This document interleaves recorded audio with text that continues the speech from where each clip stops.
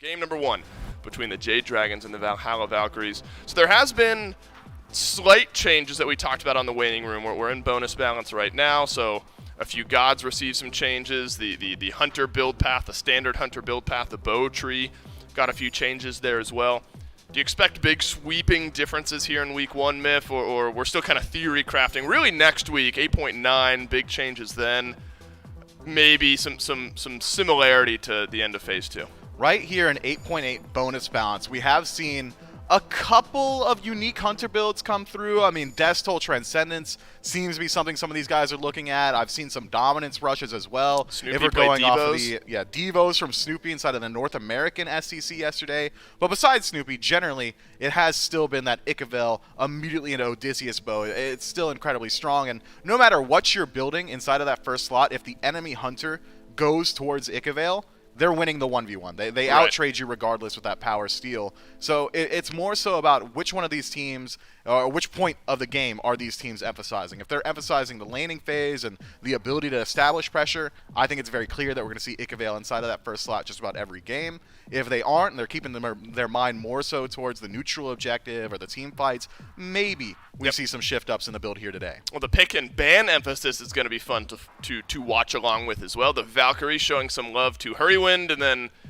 potentially fine okay with both of the Hell and the Cerberus, whereas the Jade Dragons giving a little love over to Ducky, the Artio, and the Odin. A couple picks we've seen in the solo lane really dominate things there, and the Jade Dragons don't want to have to deal with that in the first game of the phase. No surprise there. Artemis also takes a seat. Raijin, first pick though, Myth, and this is a continued trend from phase two where for a while it was Tiamat, Morgan, Le Fay.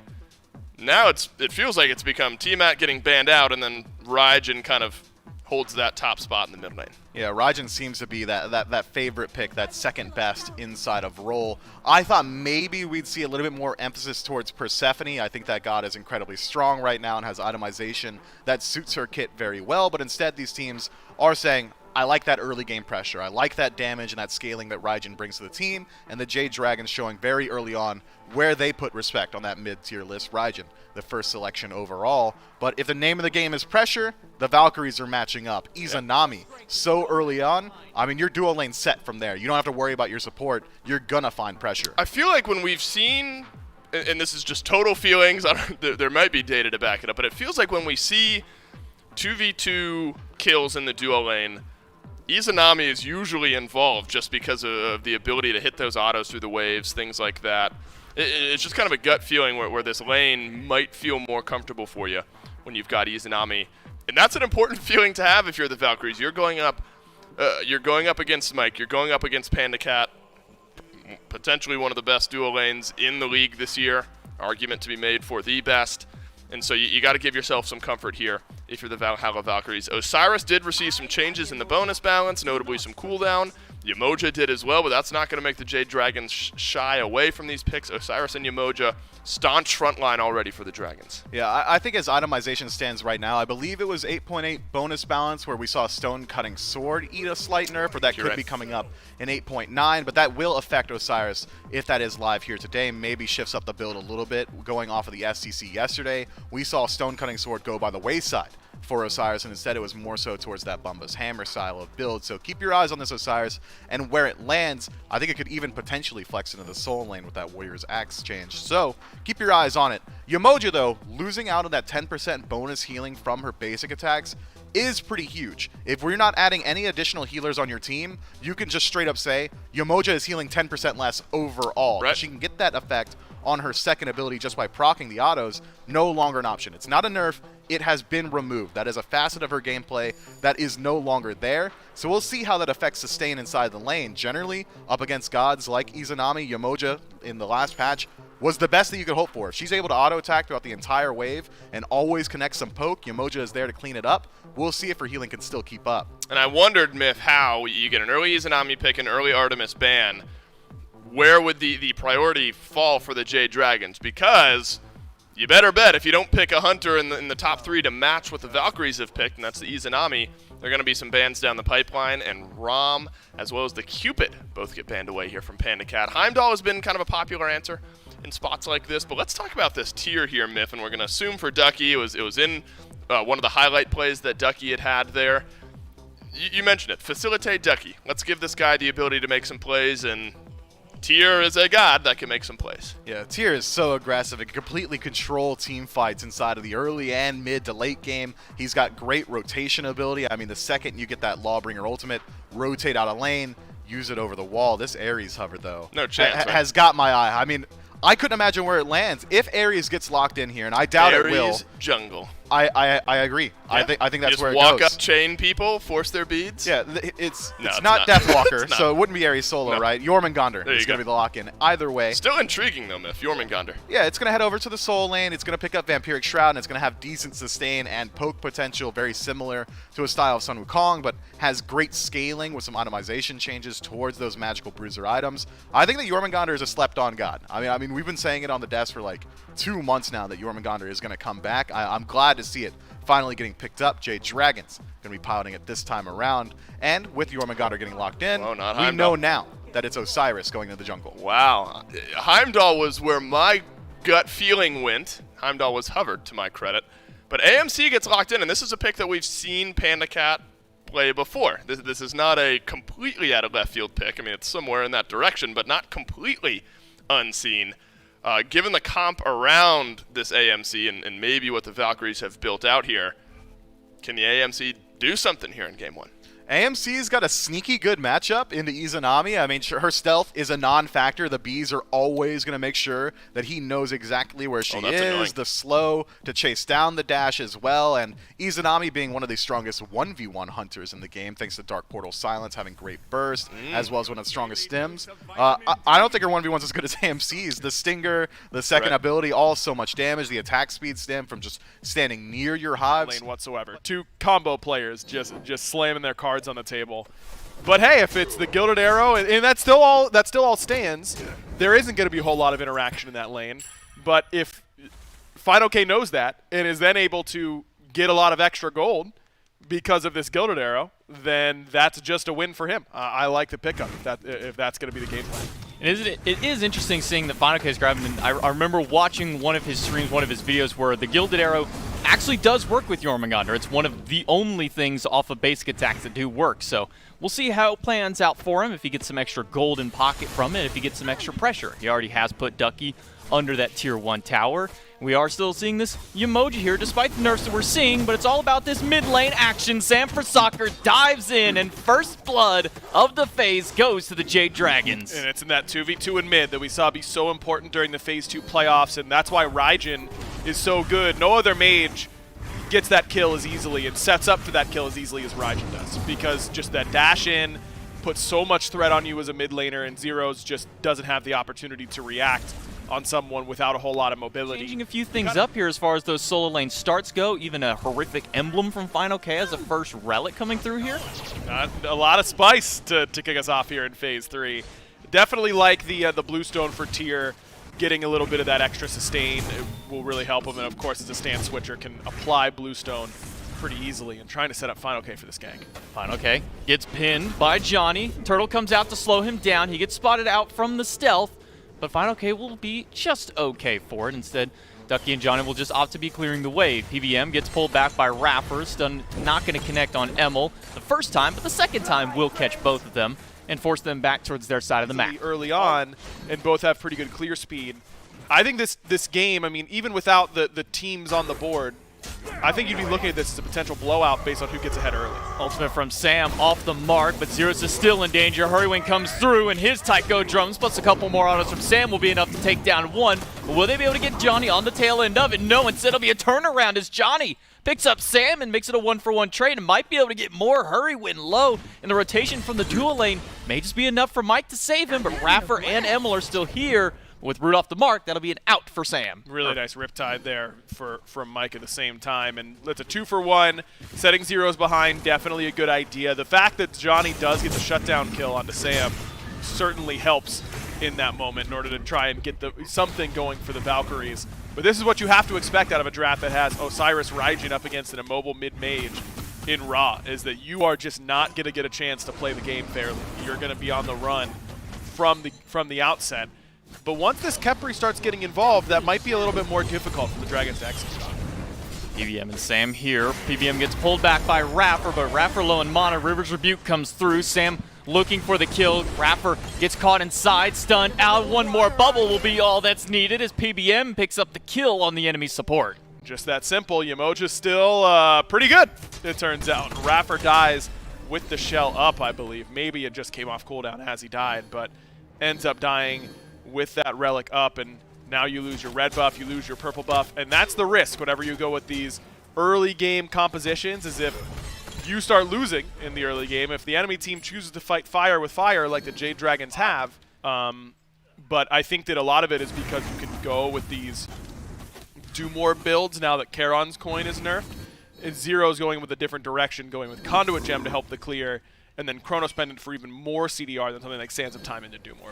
And Dragons with the red buff timer look for another invade, or maybe just looking for another fight. Pull in against Sam. Raffer grabs one. Hurry goes up with the Taiko drums looking at Raffer, and he'll get taken down by Panda Cat, but Johnny's still on the hunt looking for Hurry. River's Rebuke come through, and Johnny has no way out. The damage is just too much from the Dragons, and they extend their kills 5-1. And this is the pressure comp beating on the pressure comp, where the team that is designed to do what they're doing is really, really good on the offense. The Valkyries not quite so good on the defense. Not a lot of great defensive tools, and the Valkyries just so split. Seemed like the call was to try and execute Johnny's blink-in taunt onto Hurwind because he didn't have the ultimate, but still had the purification bead, so Zero's snipe doesn't land. Johnny becomes isolated, and Erlong Shen is super easy to kill for this Jade Dragons composition with all of the CC they have, the displacement, way to get the shell off and to use his ultimate, because the last two times, I think he was out of mana for his first death, but that last one needed to drop Scarab's Blessing on himself. PBM grabbed, but that'll be the end of that. No further follow-up. Zeros gets a little bit of damage and Searing Pain. Not sure if he actually secured that mid-camp away from them, but a blink-in from Ducky finds Hurry when he gets caught in the middle of all of it. And Zeros is the one who gets the credit for the last hit of it. PBM gets pulled back once again, this time having to use his beads. Really good rotation in from Ducky. Exactly what the doctor ordered there for the Valhalla Valkyries. No beads for Hurwind. He's not checking his corners. He's not worried about where he could be coming from, whether that's a missed call from Final K or Hurry just not listening well enough. Ended up catching him entirely off guard, which you really don't see that often these days. Panda Cat looking at Raffer and now Emil. Stinger comes through. Johnny on the tail end. Raffer gets the revive just on himself, and now Panda Cat is surrounded by three. Taunted back in by Johnny, picked up with the turtle form. And Sam for Soccer will leap away with the Lord of the Afterlife. But will it be enough to get him out? Zeros is here. No ultimate available just yet. But Johnny looking to close out that gap. Zeros going to throw out the heal, but Sam makes it out. Instead sticking to this Ichaival Odibo. And when you think that you're going to be team fighting a lot, it's hard to outmatch the value of an early Odysseus bow. That item just has always felt to me like one of the best options a hunter could ever buy. Get your power elsewhere, just get that huge boost of attack speed and team fight effectiveness. Huge fight around the Fury. All 5 of the Dragons are here, but it's only 4 from the Valkyries. Ducky is nowhere to be found, and the Fury has little health available too. Jade Dragons grab that one, and looking towards Raffer, slowed down, caught inside the river. His revive already expended. He's not going to have much chance to get out of here. Searing Pain goes through for Zeros, but nobody turned their sights back towards Raffer. He's going to make it out. You decide that the Jade Dragons pull on the leash a little bit and pull everyone back.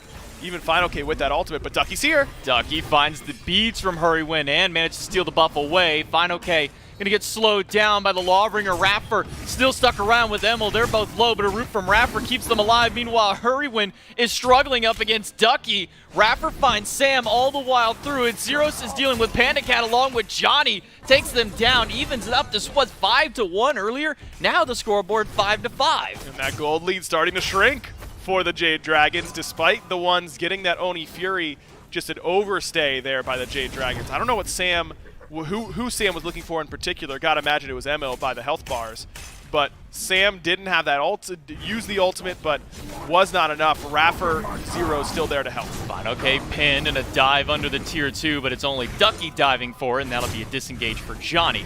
Ducky sitting, or Final K sitting at a quarter health, trying to secure his blue buff with a rotation from the rest of his team. Could spell more for them. Ducky caught out with no ultimate of his own. He gets knocked up. The Taiko drums hit big. The stun not gonna or will connect, but the beads make sure that he gets out for a little while longer. Ducky gets that Lawbringer back online and able to leap away, but will it be far enough is the question. Stunned, not far enough, and the percussive storm doesn't have the range. Just enough defense there from Ducky in order to survive that one. Shoutouts to Genji's into Glad Shield, CDR Central for Ducky, which allows him to get those change chances up, dash away, all in the right moments. And it's the little things whenever you're playing a character like Tyr. Okay, falling just a little bit behind Ducky, about a half level was separating the two of them earlier, but as you highlighted, it's mostly that level difference between the mid, between the jungles that are starting to expand. With everyone starting to group in mid, this doesn't help Heroin catch up. PBM gets one stun against Johnny, used the Riptide to try and go for a retreat, but Final K is still looking for action in mid. He gets a knock up against Zeros. Raiju comes out against Ducky just to get some damage back. The Dragons are able to push the Valhalla Valkyries away from their side of the map. All of a sudden, we're playing Assault. 5 people here in mid, and this is good for the Valkyries. I think they should continue to try and keep everyone here, because this does not let Sam or Hurry farm effectively and try and catch up. Root, not going to find anything. Final K gets a double knock-up. Still looking for more. Goes in with the World Serpent to chase down him. Elite 2 going to get some damage through and looking for maybe just a way out as the rest of the team isn't willing to commit. It seems that they're on 2 separate pages as far as the commit goes. That's because the rest were going for the Pyromancer. All 5 from the Valkyries here to try and slow this one down. They managed to steal the Pyromancer. Now Ducky in the middle of everybody, down to a quarter health, able to get out with the Lawbringer. And it's Raffer and Johnny up at the front line. Raffer getting low, but still has that ultimate. No shell available for him. River's Rebuke, not perfect for Mike. The Riptide off the mark as well, not able to bring them through. Sam's going to get pushed back, has to use his beads. The revive is there for Emil just to keep him alive for a little bit longer, but Ducky is dealing with the rest of the Dragons. All of them turn their sights towards it. Johnny looking to try and trade one out for it, but the heal comes through. Not enough. The pin from Johnny takes him down. Finally, Sam ends up falling, but the Valkyries still 4 strong. I mean, it's a 4v4. With both healers still alive. Mike almost did God's work there in order to keep Sam alive with that little bit of healing waters, but lit up for the Jade Dragons. But Sam continues to get in there. There's no doubt about that one. And the Valhalla Valkyries have got to just continue to collapse onto him because that game plan is working. But again, that gold lead shrinks. Now only about 2,000 in their favor. And with the Gold Fury back up, the Valhalla Valkyries try and grab this one, and they will do so thanks to the help of Zeros to Searing Pain. Able to get a nice big burst of damage to secure that objective. And that's where the Valkyries are a little bit weaker. Plus, you got AMC versus Izanami. Don't think I need to explain who has better poke in those situations. So I like the way the Dragons have changed how they're starting these fights. They're not looking to hard engage right away because they've struggled with that, as we highlighted. Instead, it's we're going to try and poke them out, soften them up, and then when they group up underneath this raw heal, maybe we can punish them then.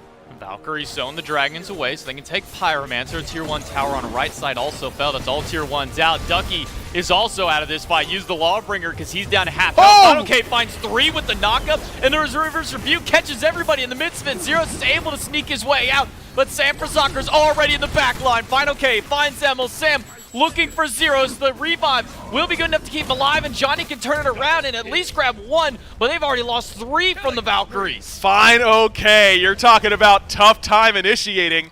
How about a 3-man knockup from the Yorm? The Valks just get 2 grouped up. In particular is Zeros and Emil.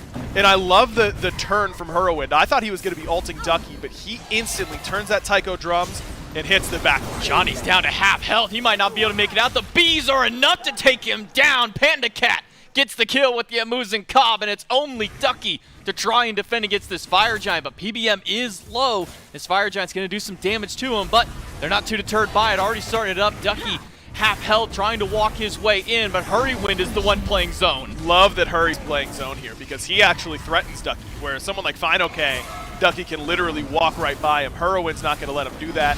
They can take as long as they need on this FG, and the Jade Dragons do end up securing it. And it's all on the back of that play from Final K, man. A 3 knockup. You just don't see this very often. I can't wait to see it from his perspective. Yeah, we got to get the nice up-close perspective of this. He just sneaks right around the back and finds all 3. Even catches the dash from Emil amidst all of it, and he just continues to go for the solo chase of his own, as Emil is the only one there with that Thorns. What is Emil going to do to this Jormungandr? Not a whole lot, and Fine is able to still come in and make an impact later on with an ultimate as well. Really impressive, and not to be overlooked is the 3-man Horrific that he gets off of that as well. That Horrific emblem that he started with, also ends up being very big. They need to push pretty hard for this Phoenix. So he's trolling, is what I'm seeing. He's trolling. I think so. I think it's not his best possible option there. As I said, I haven't tested a whole lot with Diamond Arrow Yorm, but I have to imagine that his effective DPS is lower with this than something like a Soul Reaver. We'll see how it pans out for him. An upgraded Shield of Thorns on the tail end with it, so an extra bit of Hunters, please don't attack me, or Hunters, you probably shouldn't attack me, especially if you don't have that lifesteal online, as Emil does not have a lot to his name with it, only a couple % with it with that cow. But straight to the Phoenix, the Jade Dragons go left side. Ducky doesn't even have a chance to get out. The Lawbringer will be silenced out too many times away for it. Jade Dragons get one, and maybe even looking for more. Onk popped by Raffer. He wants to keep on going, and River's Rebuke going to stop that chase from happening. That's going to keep everybody zoned away, but not the Tycho Drums. Hurrywin finds one and pops the revive, but now it's Panda Cat alone in the back by Johnny, able to get a solo kill for himself and able to make his switch retreat. But all the while, Sam and Final K are bullying Zeros under the Phoenix. Ultimate in by Sam will catch Raffer. Hurry with the last hit forward, and Zeros all the way back to the base. He'll try and run, but Hurry is going to chase him down and get the double. Johnny, the last one standing for the Valkyries. It was an honorable effort, but it ends up being a triple kill for Hurry as the Dragons close out game one. Took him a little while to get there, but 29 minutes in, the Jade Dragons are able to close out the first game of the phase. But that's not to discount the Valkyries here. They're looking pretty hot here in this first game. I thought they did a lot of things really well. I liked their draft. I think that's a part of the game that they've struggled with, is figuring out how they want to play. I think that you listen to Ducky's pregame interview, he knows that this is a tough week. This one actually starts out, I believe, 5-1 or 5-2 in favor of the Jade Dragons, and the Valhalla Valkyries mount a pretty nice comeback in making proactive plays inside of the jungle. A lot of invade attempts from Johnny around this red buff set up for some kills. This is fun. And then a little bit later on, it just felt like the team fight falls apart off of this engage right here. Final K with a 3-man knockup completely shakes up the Valkyries. We see immediately they get separated. Emilito left high and dry, actually losing the 1v1 up against Fine. And once the team fight starts rolling the late in favor of the Dragons, it doesn't stop rolling. Yeah, Hurrywin didn't get any of the kills on that engage, but worth noting that the Tycho Drums follow-up off of that Final K knockup was huge. And then Hurrywin finally got his kills rolling through, and they were the important kills to end the game. Always a matter of time, right, until this Raijin starts to swing. And I guess the matter of time was right at the end of the game. A triple kill from Hurrywin ices this cake, and the Jade Dragons take game number one. And so, you know, again, Ducky in the pregame interview said, we know it's a tough week. We've got growth to do over all of Phase 3. This is an okay, I mean, look, you want to win this game, of course, against the Dragons, but I think an okay way to start. To your point, Miff, that you at least showed some bounce back when the Dragons came out hot. You were able to pull your way back into the game and didn't completely crumble off an early Dragon. Strong. And the Valkyries made that a contentious match. We'll see how the Jade Dragons and the Valhalla Valkyries pivot their mindsets, if at all, going into picks and bans for game number 2. We wondered how we would see Osiris and his priority maybe change after the bonus balance changes. Slight nerfs to Osiris, some changes to Yamoja as well. I think we still saw in game 1, both of those picks for the Jade Dragons, that both picks still have their ability to impact the game, despite a couple of changes there. Jade Dragons stick with this Artemis ban. Happy with getting AMC for Panda Cat down the stretch there. And then Artio follows up as well. I think after what we've seen from Artio over recent weeks here, Miff, would not be surprised if this kind of gets into permaban territory. Yeah, I'm thinking it is, man. I mean, the damage output, the backline disruption, the lane bully, the fact that you can leave her alone in lane for the most part, and she is going to thrive regardless. How itemization for Guardians inside of solo kind of lends itself pretty well towards MP5 inside of the build, means that you don't even need to necessarily worry about your blue buff post level 7 or so. I think that it's just kind of a perfect storm, a concoction that leads to Artio being as dominant as she is right now. Maybe we see some broad sweeping changes again with this 8.9 once it drops, but as of right now, I agree with you, man. Artio is where she belongs, and that's the ban column. Wow, and the bans don't change at all here for the Valhalla Valkyries or the Jade Dragons, for that matter. Odin and Artio both taken away from Ducky, and then Cerberus, Tiamat, Hell, all taken away from the Jade Dragons. So the Jade Dragons, remember, they picked Raijin first for Hurrywind in this spot in game number 1. The Raijin looked good, had the ability to follow up with good damage on some good setup from the Jade Dragons. Don't know if you have to force that pick still here just yet, but why not? Looked good for Hurrywind, and we'll run it back. Yeah, there's still plenty of mages available for the Valkyries to look towards as well. We already highlighted the 100% Persephone win early rate. on.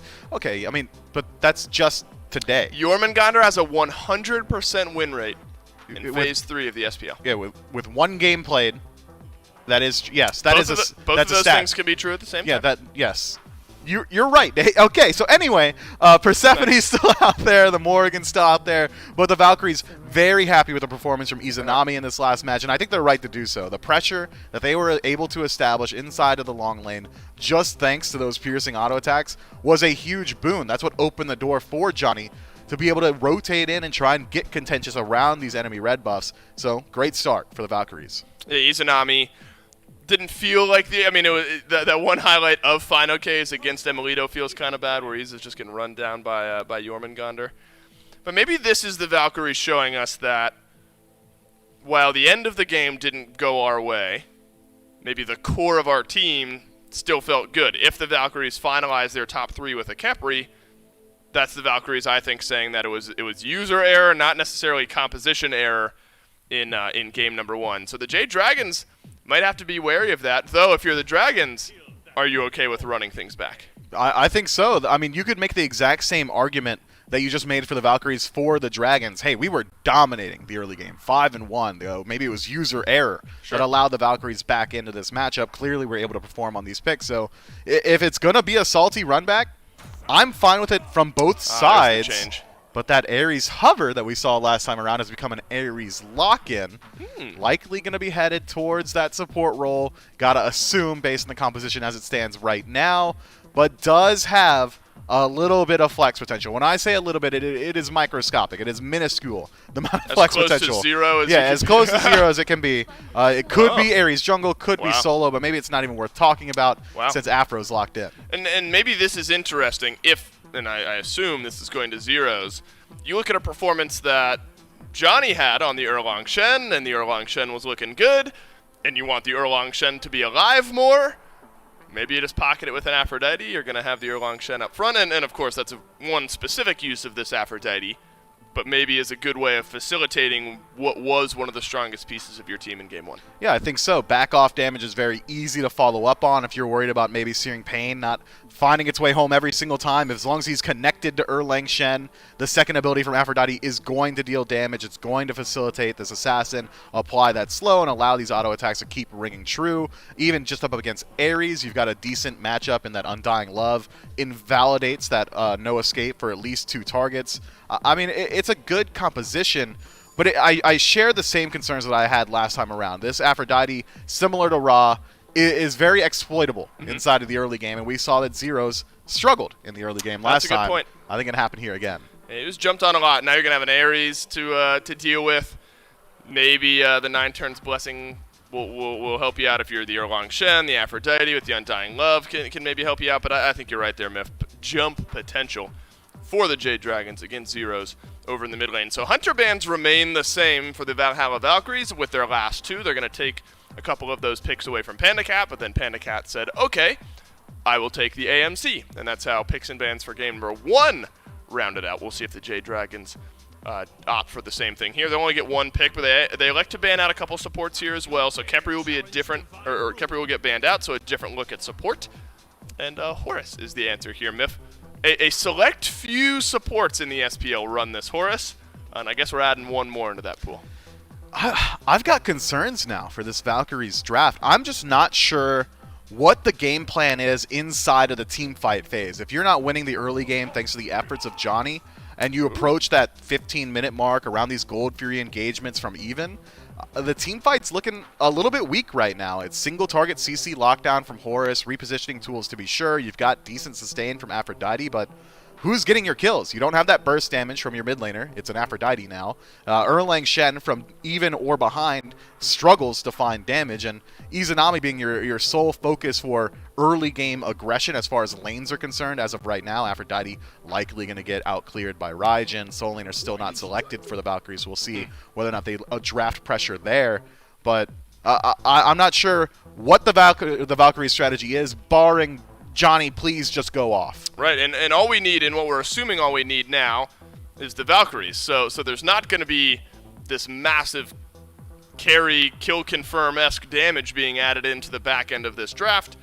Could be Kuzumbo, or Kuzumbo would have some flex potential there as well. Let's talk about these final 2 lock-ins, though, for the Jade Dragons. Because, Myth, between Osiris and Ares, that's solo or support and jungle, you'd assume.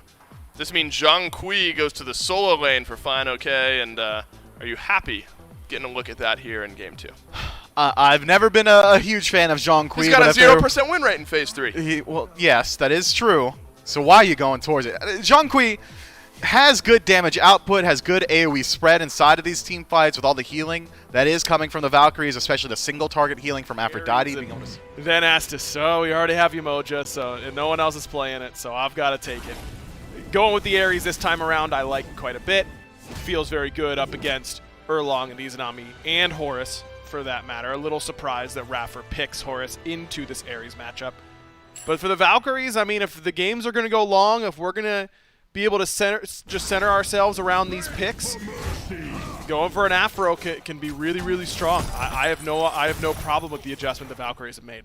Immediately, Raffer forgoes caring about the wave and instead goes for Panda Cat's health bar. It takes him well under half to start it out, and has a blink for his first relic, so he's looking for very aggressive plays out of this dual lane, looking to get some big initiations, use that fracture, use that knock-up immediately along with it to get some extra damage through. We'll see how that dual lane pans out for the Dragons, but it's back towards the mid lane action. Hurrywin already out of beads just at level 2. Yeah, not a great beads there from Hurry. You're either beadsing that right away or you're not beadsing it. Those are your options from that position. And he decides, I will beads it now. Sam goes in looking for zeros, but he gets stunned out by the kiss. Sam still looking for a little bit of chase, but Johnny's dealing too much damage back to him, and it's a turnaround for the Valkyries. This time, First Blood goes the way of the Valhalla Valkyries. They get one and might be getting another one. Panda Cat low and stuck inside the wave. That's a kill for Raffer. Really beautiful start now for the Valkyries. I mean, Sam just goes in all alone. Definitely a bad decision from him after Hurry's bad decision the wave before. And then they get punished for it there, and Panda Cat not respecting the damage coming from Raffer, maybe was expecting Mike to be able to chain out that fracture. And if they could have baited it and chained up at Raffer with Panda Cat still standing, maybe that could have been a kill, but Mike either didn't land the chain properly or Raffer was able to get around him with the blink. Zeros isn't going to do a whole lot of damage, especially in the early game, so you don't have to worry about building a Thebes for both magical and physical protections. But Raffer is going to do more damage than he typically would, so you get the sovereignty, save yourself a bit. Mike looking for Emil, but Johnny is right behind him as well as Raffer. PBM hasn't hit 5 yet. He's got no safety. He gets knocked up, slowed down, knocked up one more time by the turtle, and it's another kill on the board for Johnny, and the Valkyries continue to push their lead. Perfect by the Valks. Emilito doesn't run. He stands his ground, makes sure that Mike wants to step up a little bit, and it's right as Purple Buff spawns as well. Only 1 or 2 real wards on the map right now for the Jade Dragons. They're both around these mid-harpies. All the rest are vision shards, and they didn't have any on that left-hand side. Mike's was down, so he couldn't place it behind him. Jade Dragons not having vision makes it easy for the Valkyries to find their 3rd kill. The downside of a Guardian is Secure of the buff is a little bit weaker. Ducky loses that blue buff, but might be able to get a whole lot more in return. Sam jumps away with the ultimate. Raffer misses the fracture against Sam, but maybe looking for Fine OK instead. He gets slowed down, pinned by the Erlong Shen, but a 4-man stun from Fine OK might just turn the fight around. Sam, Hurry, and Mike are here to try and stop this one. Valhalla Valkyries, after that stun, they make an immediate retreat. The big tether from Sam at the same time. Good decision from Fine OK to hold on to the beads. I don't think many would in that position. I certainly wouldn't. 4 people on my tail. I get pinned. Meanwhile, Ducky looks like he picked up a Genji's guard to get a little bit of magical protection online, get a little bit of CDR, similar to how he ran the tier last game, but he hasn't gone for a starter item yet, but we'll hold that thought as Hurrywin and Mike in trouble in the mid lane, slowed down. The horrific emblem won't be enough to save Mike. Emil, with his rotation towards mid, they pick up a 4th kill for the Valkyries. This Ares, I mean, when he has his good matchups, you feel like, oh man, I'm going to be able to do so much. And then you just get set behind, and all of a sudden, even your good matchups become bad ones to his ranged CC. So when Johnny is this kind of lead, and he's got a Zeros pocketing him, it's difficult to stop him, even with a pick like Ares. Raffer's walking up by himself, but there's 3 dragons here. Raffer goes in the sky, but it's not going to be in time. Sam for soccer rotates over and gets first kill for the dragon with the rocket from Panda. Thought he was going for Emil, but instead he veers off towards the left. PBM still looking for further action, or maybe just a red buff invades. Zeros and Emil are tethered together. Tycho Drums from Hurrywind will push Johnny away while the rest of his team looks at Emil and Zeros. Zeros is able to use his ultimate to immune Mike's very cleanly, and Hurrywind never able to participate in that fight because of Johnny and his good positioning. In fact, Hurry doesn't have beads. Yeah, I think he's just dead. Raiju dealing a lot of damage back under the tier 2 tower. Johnny still going for it, gets the heal, needs one more basic, will find it, but now he needs to find the escape out. Heal is good, but he's looking for his option. Use the beads to get out of the root. Sam still chasing, slow is good, but will he get out of the tether in time? The turtle's not fast enough for him. Sam picks him up for his second kill. Close, but no cigar there for Johnny. Still able to get Hurrywind and played that engagement really well. Didn't leave Hurry with a whole lot of options. Now we're looking at 5 kills for the Valkyries, 2 for the Dragons. If you look at the gold, though, it is a dead even state experience, only 1,000 in favor of the Valkyries so far. And with this potential red buff invade, maybe looking to extend those kills for the Valkyries.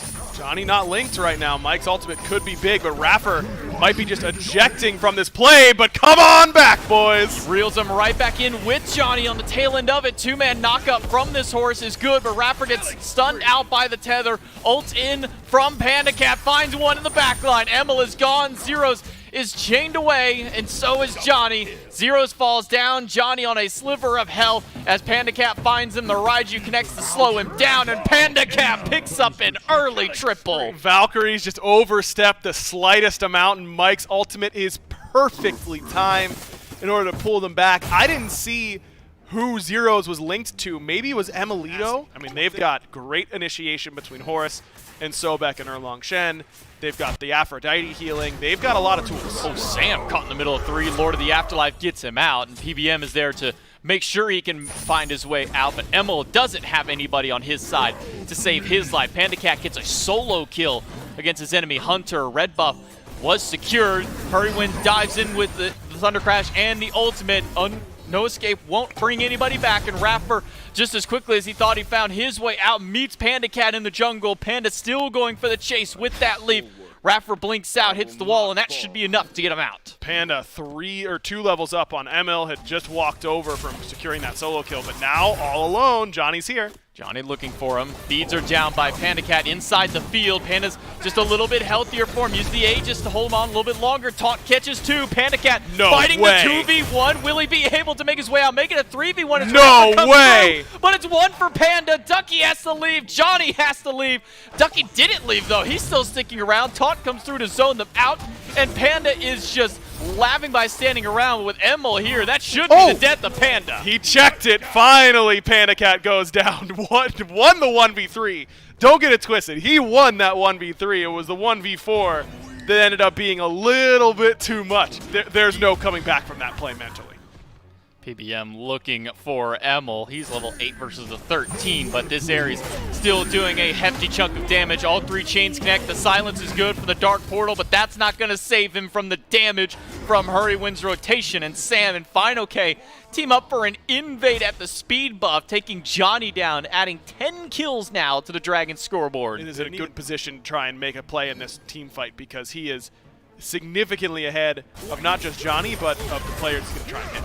Panda looking for another multi-man fight up by himself. He's looking for the 2v1 and will at least push both of them away. Gets the Dark Portal out of Emil, but Sam is here. Misses the Lord of the Afterlife, goes way far left for it, but there's no escape left aside from through the skies. Raffer gets his carry out of danger. Hurrywind jumps in looking for Zeros and has the Tycho drums. But Zeros, Johnny, and Ducky on the run. Taunts Johnny back in, but Johnny is out for the time being. Chains connect for at least one of them, but Johnny will get the pin and keep PBM away from the team. But that sets up for the Jade Dragons. They're looking now towards this Fury that has just respawned. On the half HP, and Ducky no ultimate, but does have his beads. He can't get in because Mike has that good zone, but does pluck Mike back. Goes for the beads anyways. They're grabbing back in and see if they can get something off of this. Nothing. PBM falls down. Emil with the credit for it. A surge in from Raffer, but he's in the middle of 3, and there's not enough protections in the world to save him. Panda Cat puts another one down, and Sam punishes Johnny, who dives in the back line. Makes it a 2-for-1 trade, only losing the support of the Dragons. Hey, and you still get the Gold Fury there for the Jade Dragons, a win for the Order side. Sam just being able to do a little bit too much in comparison to Johnny, who sometimes still finds himself on these hard flanks where he's all alone. And from zeros, I think they could really use that boost, especially with all the anti-heal you see on the other side. I mean, a Pestilence, a Divine Ruin, a Toxic Blade, a Cursed Ankh. Even getting marginally more healing would feel better. Fire Giant started up by the Dragons. Only Ducky here, and he's under half health. Rapper gonna try and loop in to see if he can make anything of it, but he gets chained out. Thunder Crash in. Sam fighting against 3. He may fall down. No Lord of the Afterlife available to him, but the no escape comes through just in time for 1 to fall down, but it's already a double kill for Hurrywin, 1 kill for Mike, and Zeros is being chased by Panda Cat. 1 more basic after the spirits fall down, and that's 4 for the Dragons. Sam utilizing that lead perfectly, just decides, hey guys, you can hit Rapper, I'll take the other 3, and just really creates infinite space for the Dragons. Sometimes dying is your job in a team fight, and I think that's a really good example. Sam uses a lot, gets a lot onto him, and the Dragons do a great job. They isolate Rapper first, we kill him easily, and then Hurrywin, as Rapper is dying, isn't hitting him with Taiko drums in order to help secure that kill. He's dedicated to helping Sam with damage in these towers. 500 for the, or 1,500 rather, for these tier 2s, and then 500 for that tier 1 that just fell as well. So that is a scary thought for the Valkyries. The Dragons waste no time, and I think this is the right decision. Why go, you know, the difference between being up 10,000 at 20 minutes and 15,000 really isn't that big. Ducky goes for the blink pluck, hits Sam and gets his beads, and immediately will go into the lurking in the waters. Johnny's in the middle of everybody, but he's tethered to Zeros to give him some extra sustain. No escape comes through, doesn't pull him back. It'll be an attempted heal, but it's not going to heal him enough. Sam picks up 1, Hurry grabs another one, and Sam able to trade it out. Fine, okay, picks up a double, and a quick D aside after the Jade Dragons are going to close out game 2 just shy of 22 minutes. Yeah, that one a little bit easier for them than game 1, which had some pretty good close fights between these two teams. I think the Dragons just came in with a good adjusted game plan for what the Valkyries wanted to do. And this is what the Dragons have done with this style of team for the last 2-3 years now, is we're going to pick what we're going to pick, we're going to do our thing, and if you make that one critical mistake in the early game, we're going to end the game faster than anybody else. The end there. It felt like at times they were trying to push their lead a little bit harder than I would have liked. They said, okay, well, we got off to a good one. Johnny's killing Hurrywin inside of the tier 2 at like level 6. That feels pretty good. Let's do it again. And it's just, you aren't in a position to do so. I think it also does kind of tie back into the initial concerns that we had in the P's and B's. This draft for the Valhalla Valkyries coming into a mid-game team fight from even or slightly behind is going to be incredibly unfavored. Panda Cat taking 1 versus 3s or 1 versus 4s or finding solo kills, also probably not the ideal situation for the Valkyries to find themselves in. And the Jade Dragons, surprising maybe like 3 people on the planet, do come out ahead inside of this set in convincing manner.